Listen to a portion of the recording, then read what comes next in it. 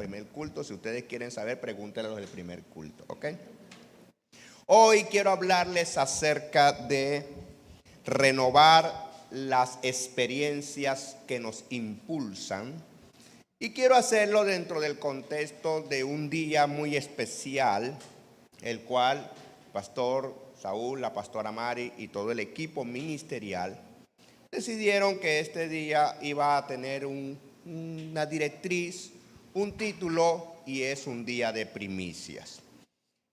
Las primicias en el contexto bíblico y en el contexto espiritual están diseñadas para activar principios. Miren que estoy hablando de activar principios y no de activar emociones. Porque la vida física funciona por leyes, la vida espiritual funciona por principios. En realidad es lo mismo con diferentes nombres. Nosotros no necesitamos ser físicos, químicos, no necesitamos ir a la universidad para descubrir que el mundo funciona por leyes. Si tenemos un objeto en la mano, lo soltamos, voluntaria o involuntariamente, se nos cae, y la razón por la que se cae es porque se activa una ley que se llama la ley de la gravedad. ¿Okay? Si tomamos un objeto y empezamos a girarlo, a girarlo, a girarlo, a girarlo, y luego lo soltamos, sale expulsado, porque existe una ley que es la ley de la... Perdiste el examen. La ley de la centrifugalidad, que cuando usted pone a girar, sale disparado, y allí se detiene la ley de la gravedad y se altera o se activa la ley de la... Si usted le pone un motor a un objeto, lo suspende en el aire y se va, se activa una ley que se llama la ley de la aerodinámica, que suspende la ley de la centrifugalidad porque no va a un lugar sin destino, sino a un lugar con destino, impulsado por un motor. Todo eso que hoy puede que nos sorprenda en alguna manera, gracias, está asociado a leyes que se activan. Cuando no se conocía acerca de estas leyes naturales, las personas se impresionaban cuando alguien descubría esta ley y le llamaban magia, le llamaban brujería, le llamaban activación de cosas espirituales, porque no sabían que era una ley que se estaba activando. Hoy la ciencia se ha desarrollado y conocemos eso. Bien, en el mundo espiritual existen principios. Y la palabra del Señor nos expresa, nos expone cada uno de estos principios para que nosotros los tengamos en claro, para que nosotros los apliquemos, para que vivamos en dirección a ellos. Por eso, por ese sentido, cuando nosotros hablamos, por ejemplo, de las primicias son un principio. Un principio que está asociado a una serie de procesos que debemos tener claros para que se activen.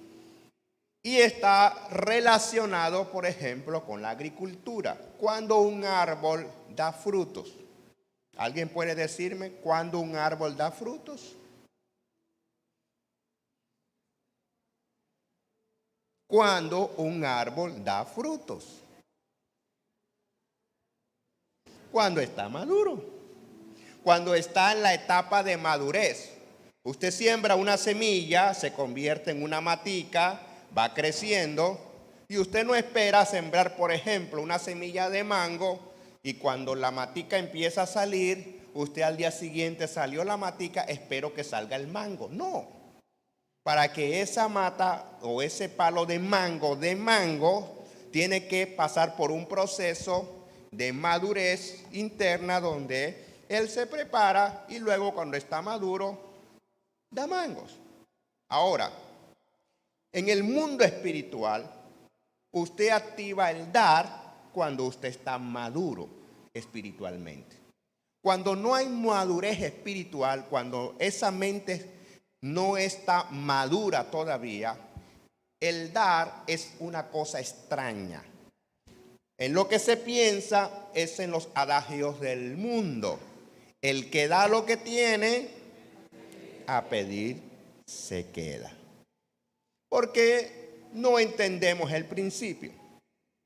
El dar a Dios lo primero no está relacionado con el tener o no tener. Está relacionado con el saber que todo lo que recibimos, lo que tenemos, proviene de Él. Que Él es la razón por la que nosotros maduramos y fructificamos. Por eso primicias es después que usted recoge un fruto. Nadie puede dar primicias si no ha dado frutos. Los frutos son la evidencia de que usted pasó por un proceso en donde ese proceso intervino directa e indirectamente la mano de Dios. En el Nuevo Testamento encontramos un ejemplo de una iglesia madura en el dar. La iglesia de Macedonia. El apóstol Pablo habla de ella y dice que son los que realmente han impregnado su vida con recursos para que él pudiera extender el reino en otros lugares. Existían iglesias con mejores recursos económicos, pero la iglesia de Macedonia, que está asociada con Filipos, realmente es una iglesia que era muy pobre porque geográficamente estaba ubicada en un lugar donde había una guarnición militar y el flujo de comercio no era tan importante como pasaba, por ejemplo, en Corinto o en otras ciudades.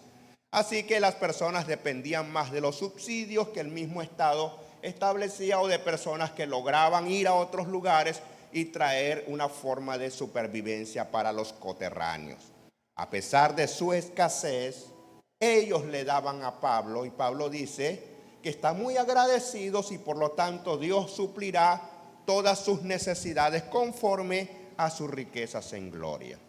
El Señor Jesús puso un ejemplo de lo que es la conciencia del dar lo que se debe dar independientemente de que se tenga o no se tenga. Él iba entrando a Jerusalén con Pedro y de repente le dicen: Señor, los impuestos, las autoridades religiosas y eclesiales se habían asociado con la fuerza militar para que toda persona que entrara a la ciudad pagara un peaje. En ese entonces los peajes no eran para los vehículos, sino para las personas. Así que Jesús se sorprende un poco y dice: pero yo soy de aquí, los peajes pagan peajes los que vienen de afuera. De todas maneras no voy a pelear. Se mete las manos en los bolsillos y no tenía bolsillos, porque en ese entonces las túnicas no tenían bolsillos. Los apóstoles tampoco, y por alguna razón parece que Judas no estaba allí, que era el tesorero, pero posteriormente se puede presumir que se hizo un autopréstamo y el arca estaba vacía. Bien, Judas le gustaba autoprestarse. Lo malo era que no devolvía. Así que le dice a Pedro el Señor: bueno, Pedro, no hay plata, pero no te preocupes, que no tengo aquí, pero siempre hay. Los hijos de Dios casi nunca tienen, pero siempre tienen. Es decir, no tienen, pero saben que hay. Así que el Señor le dice: y el anzuelo, aquí lo tengo. Vaya al lago, mijo, tome un pez, abra de la boca, saque 2 monedas, vuelve a echar el pez al agua y se trae y se la paga a los señores. Una por usted y una por mí. ¿Cuál es ese el principio? El principio es que no necesitas tener para dar, porque cuando tú sabes que eres maduro para dar, activas la provisión, ella llega y tú das. Amén. Porque siempre el Señor te da abundantemente lo que necesitas. Todo eso está asociado a la manera de pensar, una mente madura. Igualmente, cuando nosotros somos niños, tenemos la necesidad de que nos atiendan, de que nos cuiden, de que nos protejan, de que nos guíen, de que nos carguen, de que nos cambien. Y ese mismo modelo de vida se aplica a la vida espiritual. Cuando somos recién nacidos espiritualmente, venimos a los cultos a que oren por nosotros, a que nos aconsejen, a que nos digan cómo sentirnos bien, a que nos ayuden a encontrar un problema. Y nos vamos del culto y al otro culto venimos siempre con los mismos problemas irresueltos o con otros problemas porque aquello lo resolvimos. Pero si no crecemos espiritualmente, pasaremos siendo niños. Llega un momento en que ya dejamos de centrar la atención sobre nosotros y empezamos a hacer con otros lo que alguien hizo con nosotros. En la medida en que empezamos a actuar, a servir a los demás, es un indicador de que estamos madurando espiritualmente. Entonces maduramos cuando tengo conciencia de que en lugar de recibir, debo dar. Maduro emocionalmente cuando tengo conciencia que en vez de centrar mi atención sobre mí, yo me ocupo de estar atendiendo a los demás. Por lo tanto, un día como hoy es un día para activar ese principio, el principio de la madurez espiritual. Cuando usted es una persona madura espiritualmente, usted soporta todo. ¿Por qué? Cuando le pasan cosas malas, cosas terribles, en lugar de lloriquear, en lugar de quejarse, en lugar de resentirse, en lugar de alejarse, usted dice: a los que aman a Dios, todas las cosas obran para bien. Aquellos conforme a su propósito son llamados. Esta prueba no me va a matar, esta prueba me va a fortalecer. Y la razón por la que reacciona de esa manera es porque usted es una persona madura.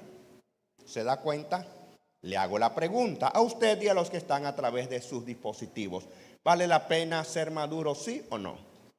Claro que sí. Entonces, la madurez debe verse reflejada en todas las actividades y en todas las conductas. Teniendo en cuenta ese contexto, quiero hablar acerca de renovar experiencia que nos impulsa. Digan conmigo: renovar experiencias que nos impulsan.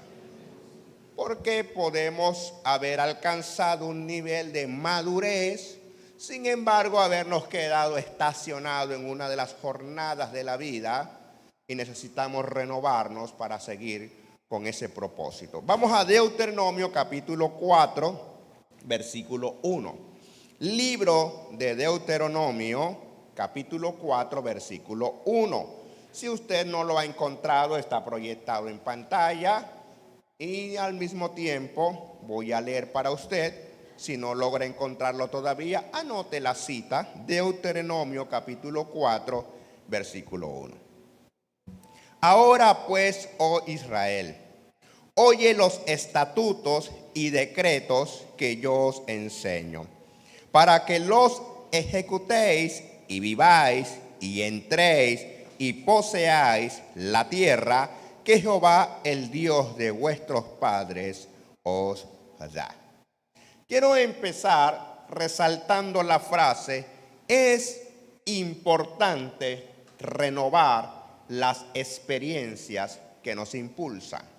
Ahora, lo que pretendo es demostrar dónde radica esa importancia. Porque es muy importante que nosotros le prestemos atención a nuestras experiencias y decidamos cuáles renovar y cuáles dejar en el estado en el que se encuentran. Se dice que las experiencias son procesos conscientes, son situaciones que vivimos y que no pasan desapercibidas ante nosotros. Sabemos lo que está sucediendo. Ser consciente es no estar distraído ante algo que sucede ante nuestros ojos. Por lo tanto, hay experiencias que nos marcan para bien y hay experiencias que nos marcan para mal. Nosotros tenemos un proceso cognitivo que no es más que la forma como manejamos los pensamientos que vienen a nuestra mente. Esos procesos tienen un fundamento estructural que es nuestro cerebro. Nuestro cerebro tiene la capacidad de poder manejar o enfrentar todas esas sensaciones que nos impactan.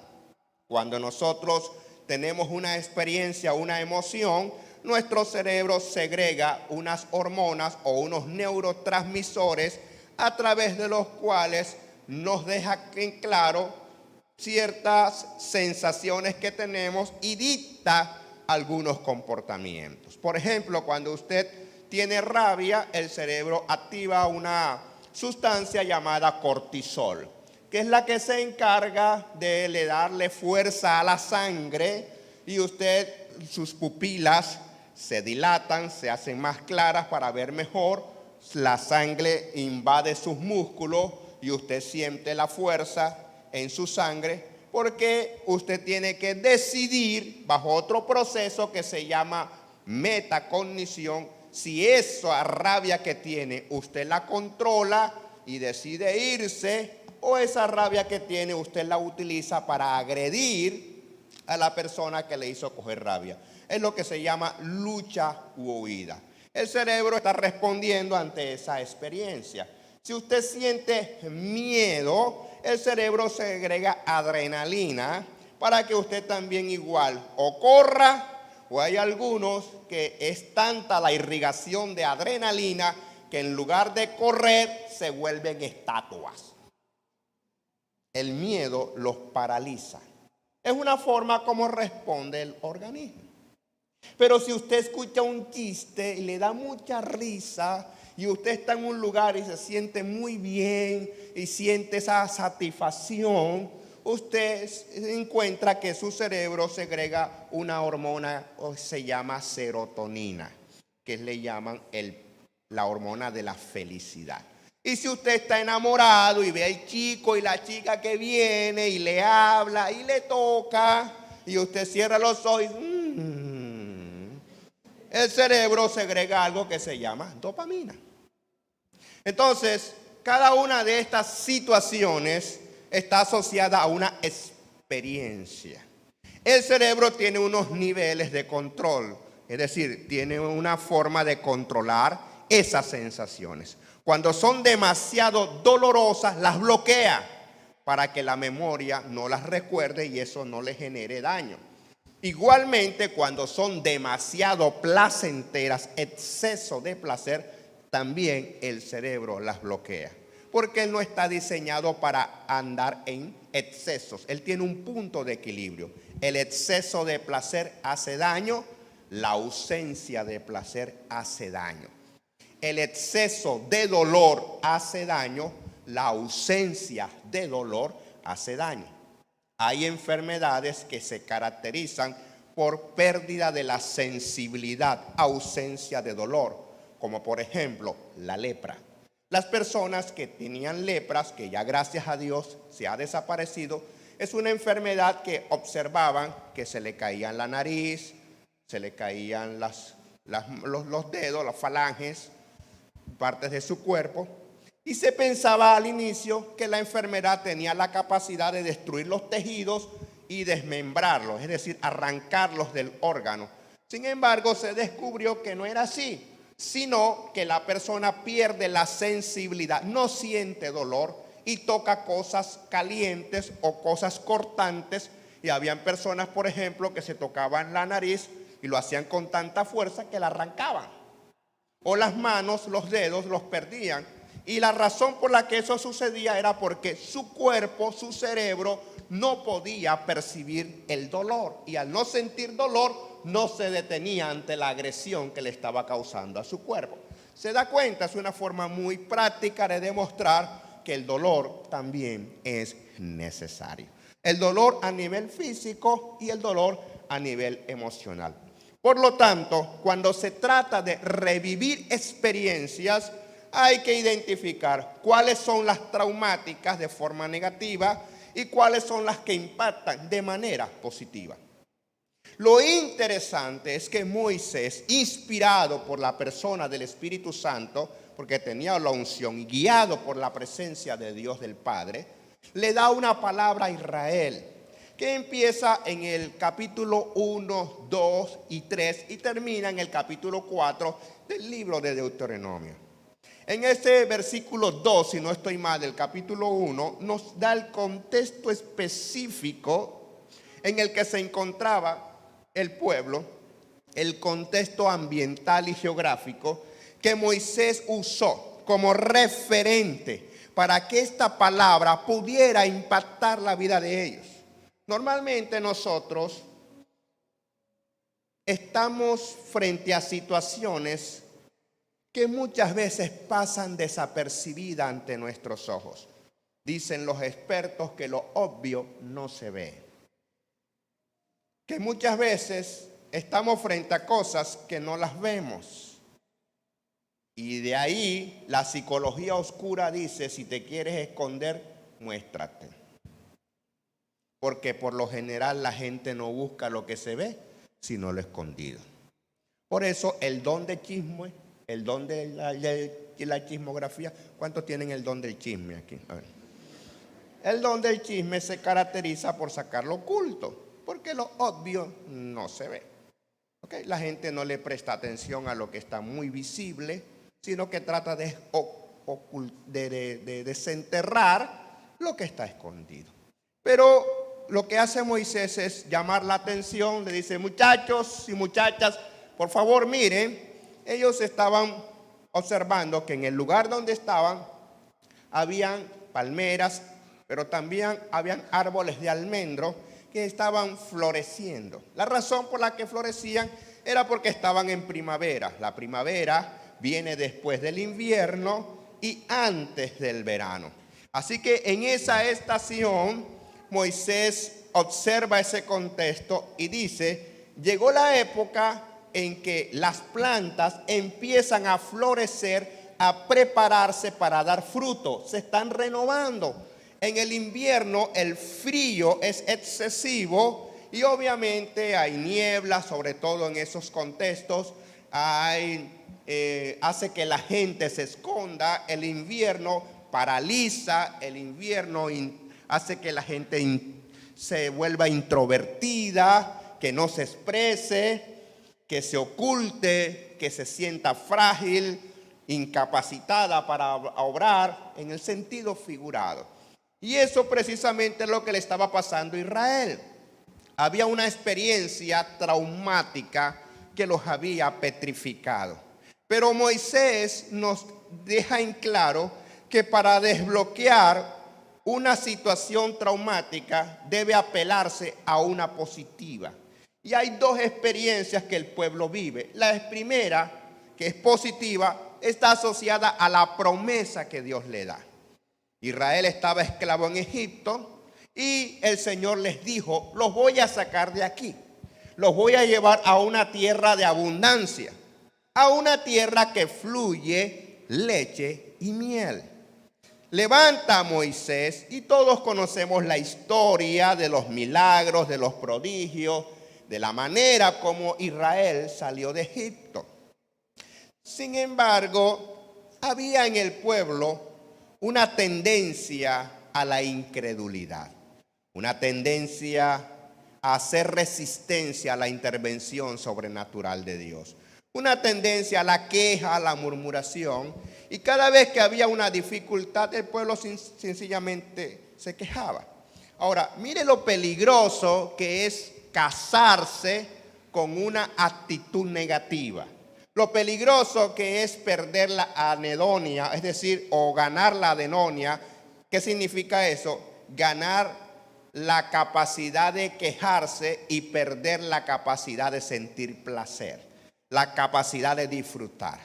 Resulta que el pueblo estaba lleno de rabia, de molestia, de inconformidad, de insatisfacción, y eso no quedó ahí, fue aumentando al punto que generó contagio que salió de ellos. Cuando fueron escogidos los espías para ir a inspeccionar la tierra, 2, Josué y Caleb, no se habían dejado contagiar, pero 10 entraron en ese desánimo, en ese desaliento. Le dijeron al pueblo, mijito, no se vistan que no van. Esto es demasiado. Esta gente es demasiado fuerte. No los podemos vencer. Y por mucho que Josué y Caleb intentaron persuadir al pueblo para que no prestaran atención a ese informe negativo, no hubo nada que hacer. El desánimo contagió a la multitud y dijeron, de aquí no salimos. ¿Eso qué hizo? Que el pueblo no pudiera entrar a la tierra prometida y se quedaran dando vueltas 40 años en el desierto. Salieron para nada. La promesa que se les hizo no la recibieron. Eso es una experiencia traumática. Eso es una experiencia negativa. ¿Cuánta gente hay en las congregaciones traumadas porque escucharon una palabra que hasta el día de hoy, a pesar de que han pasado meses y hasta años, no la han recibido, no se ha cumplido en sus vidas? Y quiero decir con mucho respeto que eso no es gratis. Hay que revisar cómo está su nivel de confianza en Dios, cómo están sus creencias, cómo está su lenguaje. ¿Sabía usted que nosotros vivimos hoy lo que ayer profetizamos sobre nuestras vidas? Las palabras tienen poder. Y con palabras nosotros creamos nuestro ambiente. Tenemos la tendencia a culpar a los demás de lo que nos pasa y jamás nos dedicamos a revisar cuál es nuestro lenguaje, qué nos las pasamos hablando y qué tipo de maldiciones vienen sobre nuestras vidas. Y para reforzar esto un poquito más, quiero decirles que hay un grupo o existe un grupo de personas que están muy dados a la razón, a la ciencia, y dicen, no entiendo por qué la gente dice que las palabras tienen poder. Si eso es verdad, debe tener un sustento científico. Vamos a hacer una prueba y para reafirmar o desmentir eso. Así que tomaron la decisión de revisar un informe con respecto al cuerpo. Descubrieron que el 70 u 80% del cuerpo es agua y que solo el 20 o 30% es sólido. Así que dijeron, bueno, es posible que las palabras estén asociadas con el agua. Primer descubrimiento. Luego lo que hicieron fue que tomaron unas gotas de agua, las colocaron en unos tubos especiales, le colocaron sonidos y con unos microscópicos especiales empezaron a revisar cómo se comportaban las moléculas de agua. Está claro que el agua es la unión de oxígeno e hidrógeno, ¿verdad? Un átomo de oxígeno con dos átomos de hidrógeno, y que empezaron a observar cómo estos átomos se convertían en moléculas al momento de conectarlos. Les hablaban y descubrieron, tomando un grupo control, es decir, dividieron el agua en dos escenarios, y a estas gotas de agua le hablaban palabras maldicientes, y a otras gotas de agua le hablaban palabras benéficas, las bendecían. Cuando compararon el comportamiento de las moléculas del agua, descubrieron que el agua que maldecían tenía una forma extraña, se separaban, pero el agua que bendecían tenía una forma más concreta, es decir, las moléculas manejaban más armonía. Llegaron a la conclusión que era verdad. Cuando usted habla palabras negativas, las moléculas de agua de su cuerpo se alteran. Cuando usted habla palabras positivas, las moléculas de agua de su cuerpo se armonizan. Dios no tenía que llevarnos a una explicación empírica y científica para decirnos, ten cuidado con lo que hablas porque tus palabras tienen poder. Entonces, amados, Israel se estaba quejando porque no recibía la promesa, pero no se daba cuenta que era resultado de sus propias palabras. Así que Moisés les dice, pero vamos a apelar a otra experiencia. Dios les dio una promesa y quiero decirles una cosa maravillosa.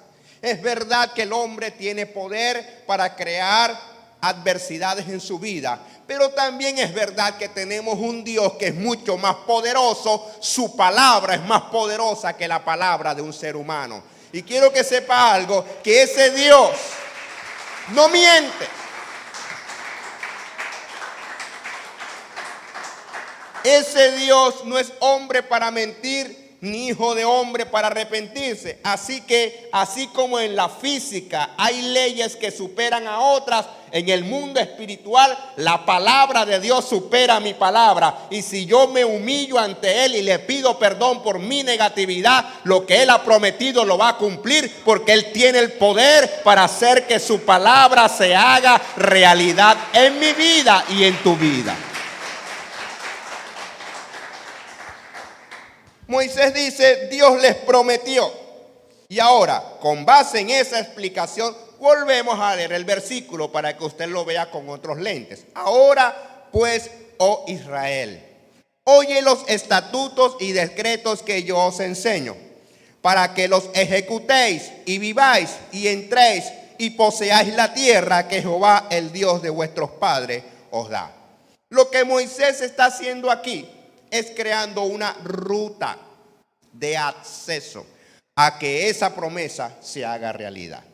Los que trabajan en salud saben que existe algo que se llama algoritmo en salud, que no es más que todo el proceso que se lleva a cabo en la atención de un paciente teniendo en cuenta la enfermedad. Por un lado la observación, por otro lado la sintomatología, luego viene el diagnóstico y por último el comportamiento que se va a tener con esa enfermedad, que se va a hacer la atención farmacológica, si es física, o la atención psicológica, si es mental. El punto es que es una ruta a través de la cual el médico o el psicólogo o el profesional de la salud se va guiando para atender a ese paciente con una enfermedad específica.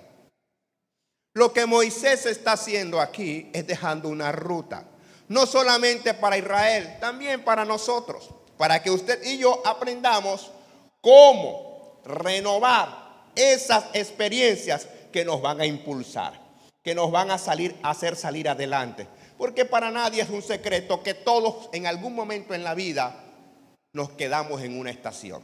Comparando la vida como un viaje en tren. Vamos por el tren, pero un día nos bajamos en una estación y el tren sigue avanzando y nosotros quedamos en esa tristeza, en esa nostalgia, en esa angustia, en esa desesperanza, en esa desilusión y nos las pasamos, sí, me traicionó. Y el imbécil ese me traicionó y me hizo daño. Y nos quedamos allí, llenos de odios, de amarguras, de resentimiento. Y la vida sigue avanzando, el tren de la vida sigue girando y nosotros estacionados. Pero hay momentos en que tenemos que sacudirnos y decir, un momento, si es verdad que me pasó algo negativo, pero yo voy a avanzar. Yo no me puedo quedar aquí porque mi destino no está aquí en la tierra. Jesús dijo, voy pues a preparar lugar para ustedes, para que donde yo esté, ustedes también estén. Si tengo pérdidas aquí, eso es temporal, porque mi ganancia está en el reino de los cielos. Allí están mis moradas eternas. Allí está mi recompensa. Por lo tanto, amados, aquí encontramos unos pasos que tienen que ver con lo que tenemos que renovar. La primera experiencia que tenemos que renovar es la experiencia de escuchar a Dios. Diga conmigo, escuchar a Dios. Ahora, escúcheme. ¿Qué se necesita para escuchar?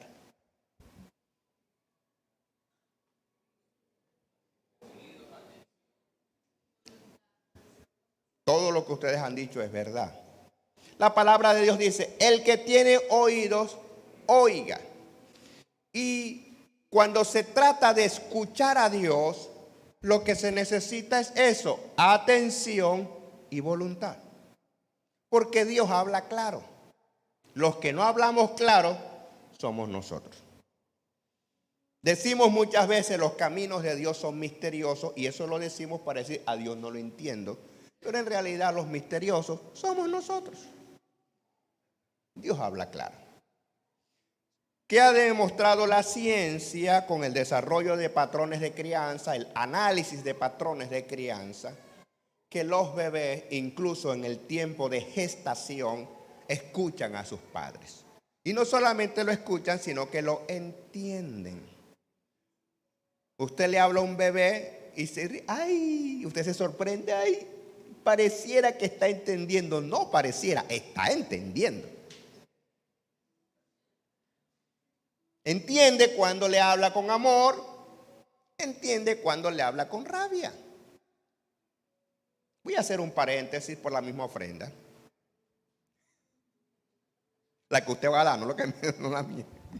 Voy a hacer un paréntesis. Tenga cuidado con lo que dice a sus bebés. Tenga cuidado. Tenga cuidado cuando esté llorando el niño, cuando esté poposeado, cuando esté fastidioso. Y ese pelado sí fastidia. Y quédate quieto. Y estoy estresado o estresada. Y tengo que hacer 1000 cosas.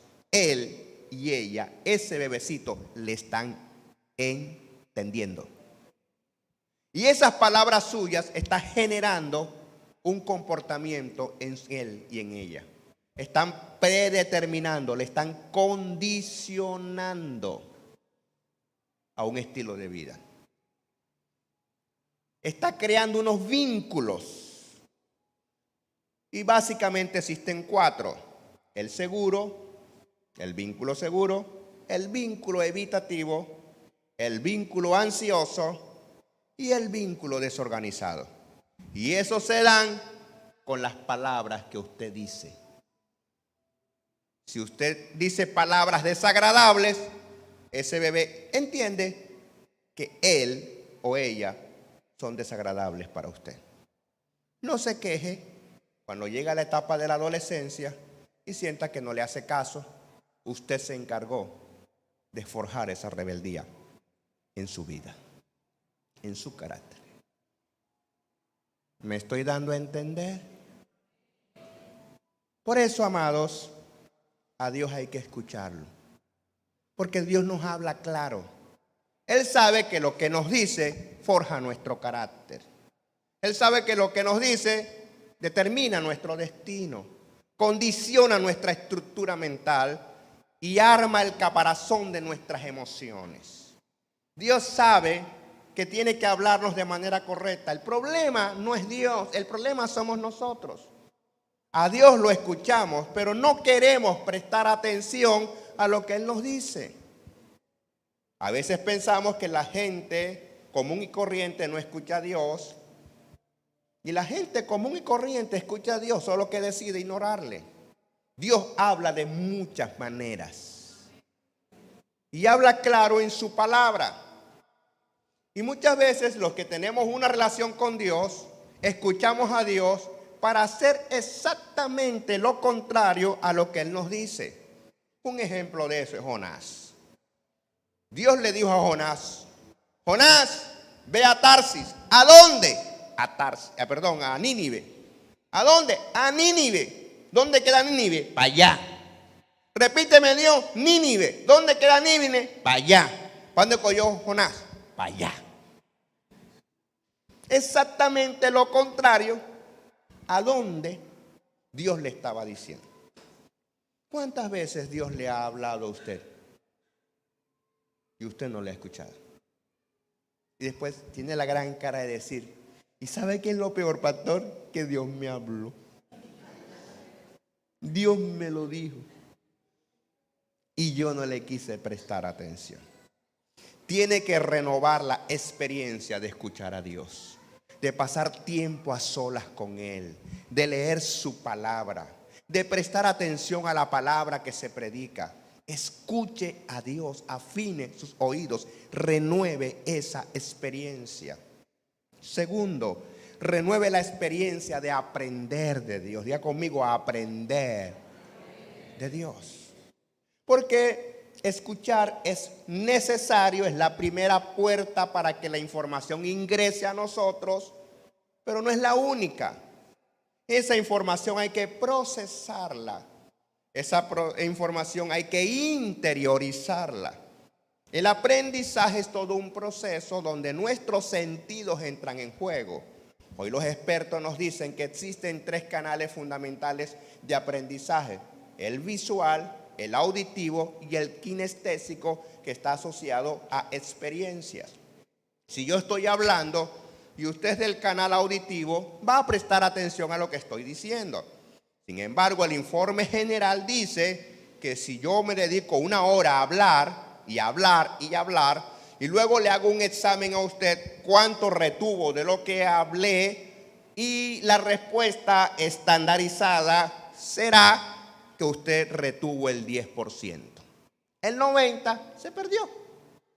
Y luego, si yo lo que estoy diciendo, hay un teleprompter que va convirtiendo mis palabras en letras y usted me va escuchando, pero al mismo tiempo va leyendo.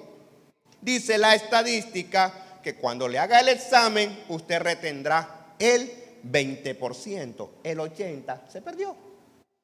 Pero luego, si yo además de hablar, de que usted lea, cada vez que yo diga algo, los pongo a realizar una actividad asociada con lo que estoy diciendo, que es kinestésico, que es el aprendizaje práctico. Cuando usted esté haciendo eso y yo le haga el examen, dice la estadística que usted recordará el 95%. Solo el 5% se pierde para los distraídos que andan bostezando.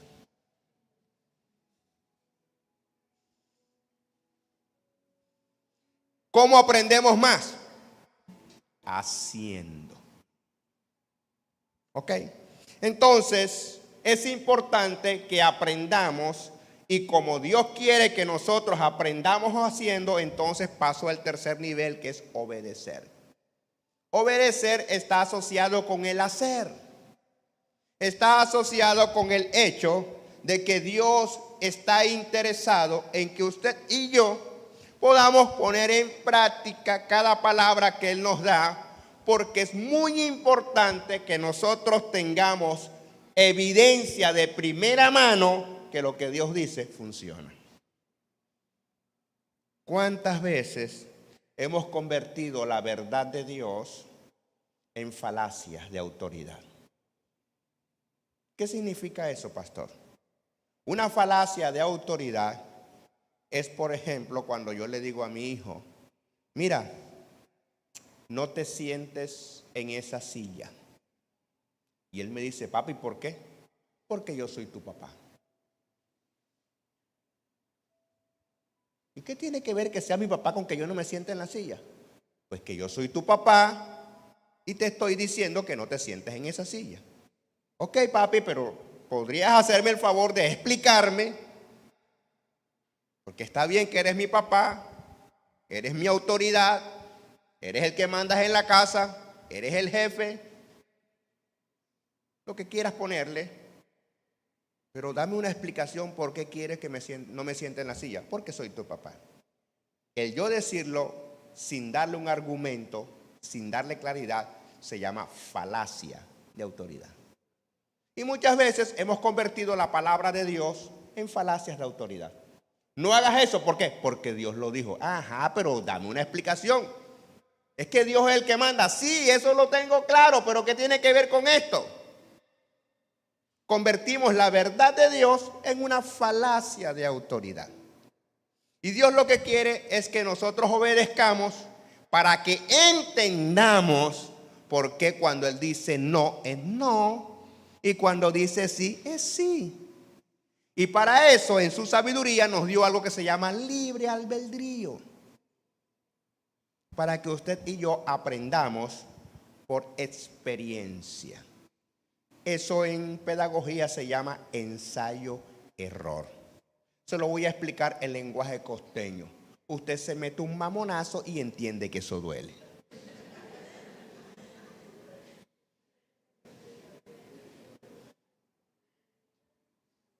Pastor, hubiera empezado por ahí, desde tanta palabrería. Dios permite que usted y yo nos casquemos duro.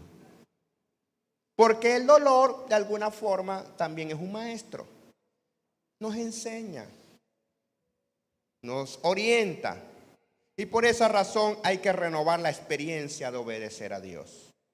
Es mejor obedecer porque la obediencia te capacita para soportar el peso de la bendición.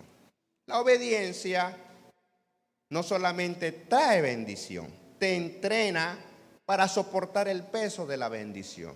Porque cuando tú obedeces, estás descubriendo en primer plano que no lo sabes todo. La obediencia está asociada a la humildad. Cuando somos soberbios, sentimos que nadie nos va a enseñar. todo lo sé. No tengo que aprender de nada ni de nadie. Pero en realidad no es así. Somos seres aprendices desde que nacemos hasta que nos morimos. Todos los días estamos aprendiendo. Y si yo digo que yo no voy a obedecer a Dios, lo que estoy diciendo es: Dios, yo sé más que tú. No vengas a enseñarme a mí de esto porque yo sé más que tú. Eso lo vemos muy graficado cuando Saulo es impactado por el Señor Jesús y es transformado en un discípulo. Después de ser un perseguidor, el Señor lo transforma en uno de sus discípulos con más denuedo, con más pasión. Y le dice a Ananías, Ananías, ve a la casa de un hombre porque allí está Saulo. Ora por él porque acaba de tener una visión. Y Ananías, en lugar de obedecer, empezó a alegar con Dios. Un momentico, Dios, ¿tú estás seguro? Sí, claro, Ananías, yo soy Dios. Sí, pero ¿tú conoces a Saulo? Claro, yo lo creé. Está bien, pero ¿tú sabes qué vino a hacer el Damasco? Lo tengo claro. No creo. Sí, él vino a matar a los cristianos, yo sé. Ah, ya entendí. Estás enojado conmigo y me estás mandando para la boca del lobo para que yo... No, yo sé lo que estoy haciendo. Ve. Y muchas veces, cuando Dios nos manda que obedezcamos, empezamos a alegar. ¿Y sabe por qué alegamos? Por incredulidad, por soberbia, por arrogancia, por falta de humildad, porque creemos que sabemos más que Dios. Pero Dios sabe más que nosotros. Hay que renovar la experiencia de disfrutar a Dios. Ah, y esta me encanta. Ya estoy terminando. Que creo que es una de las situaciones más complejas. Amados, nos cuesta disfrutar a Dios. No sé por qué tenemos una idea extraña del placer. El placer lo hemos asociado con el mal, con el pecado. Estaba en una reunión con un grupo de líderes y de pronto les pregunté: ¿cuántos de ustedes sienten placer? Y un silencio. De pronto me enfoqué en una hermana y le dije: hermana, ¿usted ha sentido placer? Y me dijo: ay, pastor, y esas preguntas que son.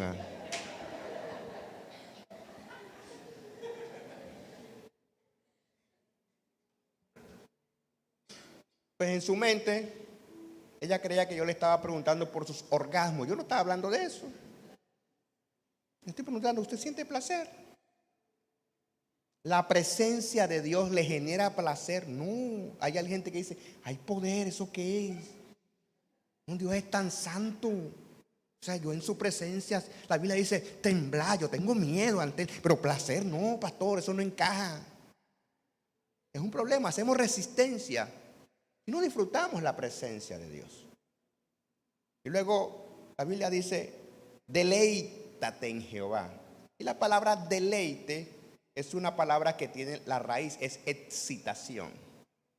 Y entonces les dije: bueno, ¿cuántos de ustedes quisieran excitarse con la presencia? Se paró y dijo: la sangre de Cristo tiene poder.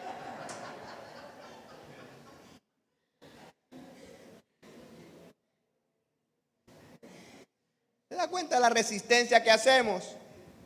Por eso ahorita el grupo estaba cantando y los hermanos: pero vamos a gozarnos. Y algunos: me equivoqué. Parecía más un velorio, una fiesta. Por eso ustedes tienen a alguien aquí que es experto en la ciudad, que es experto echando chistes, y de él aprendí que un hombre llegó bajo los efectos del alcohol a un velorio y no entendía por qué la gente no estaba cantando, no estaba bailando, no estaba disfrutando. Y el hombre llega y dice: bueno, ¿y ustedes por qué están así? Y de repente mira el ataúd y dice: ah, ya entendí. La razón por la que aquí no hay fiesta es porque el picó está tirado en el suelo. Misericordia, Señor. Pero muchas veces el culto pareciera el picó tirado en el suelo. El culto es una fiesta de júbilo. Venimos a celebrar la victoria más grande que ha pasado en el planeta Tierra. Jesús venció la muerte, al pecado y al diablo. Jesús resucitó. Y todos los que nos congregamos venimos a celebrar que nuestro Rey, nuestro Salvador, nuestro Capitán es el vencedor de los vencedores. Y venimos a regocijarnos en su presencia. Y claro que tenemos problemas, y claro que hay necesidades, y claro que pasamos por situaciones difíciles, pero hacemos una tregua. Por momentos hacemos treguas y dejamos los problemas a un lado, porque es más importante regocijarme en su presencia, deleitarme en su presencia. Y descubro que cuando me deleito en su presencia, Él se levanta de su trono y hace que mis enemigos huyan despavoridos. Y como les decía a los hermanos anteriormente, cuando empezamos en la congregación, frente había un lugar, un parque demasiado inseguro. Ahí atracaban a la gente de una forma tremenda y los ladrones habían tan experimentados que le robaban las medias a la gente sin tocarle los zapatos. Era cosa terrible. Impresionante. Y cuando empezábamos el culto, yo le decía, por favor, porque todo el mundo estaba pendiente con su cartera, ¿sí? Usted sabe que la mayoría de los hombres usamos la billetera en el bolsillo y usted veía los cultos, los hombres paraban, era así, levante la mano.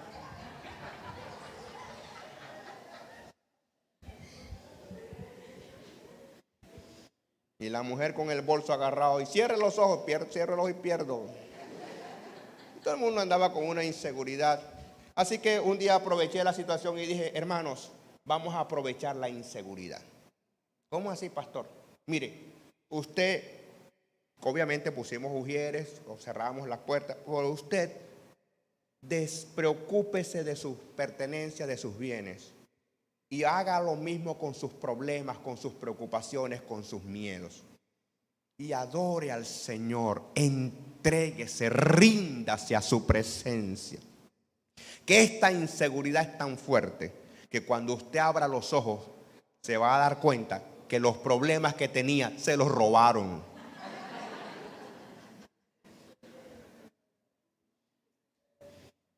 Hay que renovar la experiencia de disfrutar a Dios. Porque Dios nos disfruta y Él espera que nosotros le disfrutemos también a Él.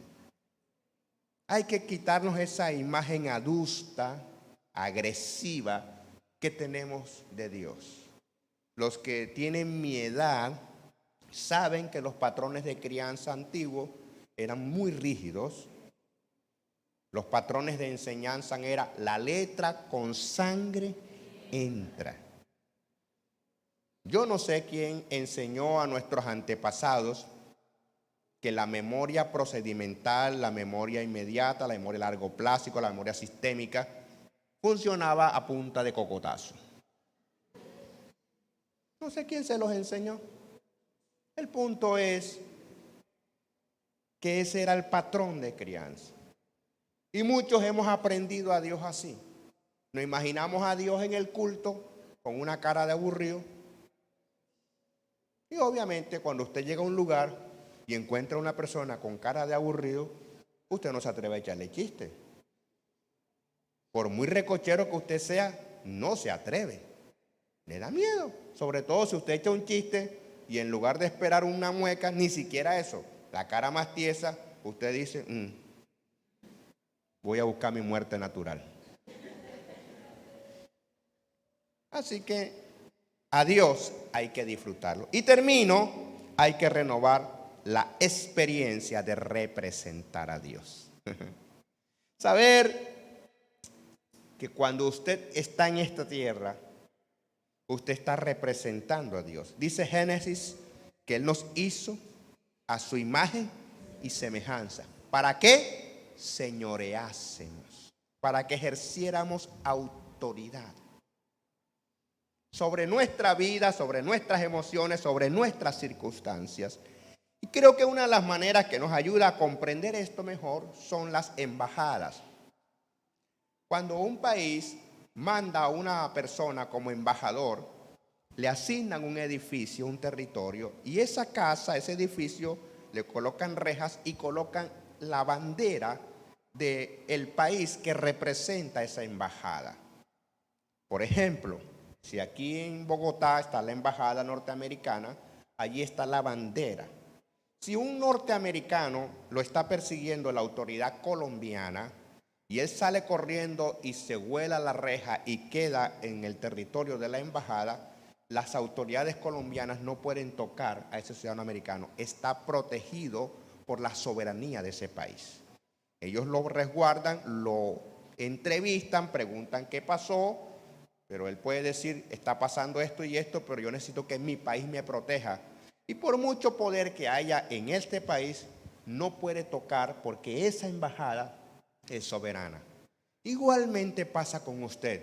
Cuando usted tiene a Cristo en su corazón, tiene una relación con Dios, renueva esa experiencia de fe, de conexión, usted tiene la bandera del reino de los cielos. Y no hay demonio ni infierno que tenga autoridad sobre usted, porque es protegido por la presencia de Dios. Usted es un representante de Dios. Tiene que renovar esa experiencia, esa conciencia de que el Señor está con usted. Así que hay que redefinir esos miedos históricos con los que venimos. Pastor, ore por mí, porque se me mudó una bruja al lado. Y, ay, que me da miedo que me convierta en morrocoyo. Pues quien debe tener miedo es el brujo o la bruja, no usted. El Señor está con usted como poderoso gigante, por tanto quien le persigue tropezará. Somos representantes del Señor, pero tenemos que renovar esa experiencia. Así que, amados, en conclusión, quiero que se lleve esta lección en su vida. Renueve el escuchar a Dios. Renueve el aprender de Él. Renueve el obedecerle. Renueve el disfrutarle. Y renueve el representarle. Porque esas experiencias lo van a impulsar como un cohete que no se va a detener hasta que llegue a su destino. Usted verá la gloria del Señor en su vida. Colóquese sobre sus pies, por favor. Señor, gracias. Quiero darte por tanto favor, por tanta misericordia. Gracias por el poder de tu palabra.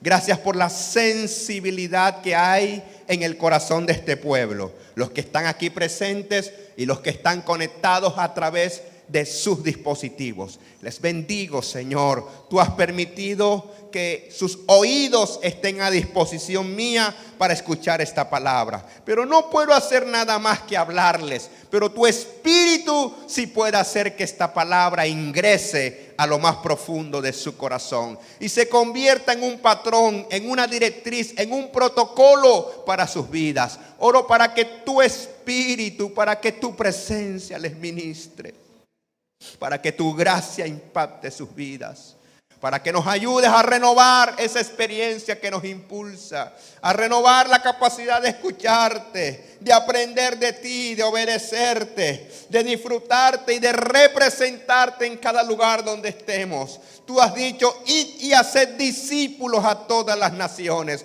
Enséñenles lo que les he enseñado a ustedes, porque toda potestad me es dada en los cielos y en la tierra. Aquí estamos, Señor, diciendo que representamos a un Dios santo, representamos a un Dios fiel, representamos a un Dios poderoso, representamos a un Dios bueno, representamos a un Dios amoroso, representamos a un Dios eterno. Nuestro Dios es excesivamente bueno, digno de ser adorado y de ser exaltado. Gracias te damos. Puedes levantar tus manos conmigo. Puedes decirle, Señor, renueva mi experiencia de fe. Puedes decirle, renueva mi capacidad de escucharte. Puedes decirle, renueva mi capacidad de aprender de ti. Puedes decirle, renueva mi capacidad de obedecerte.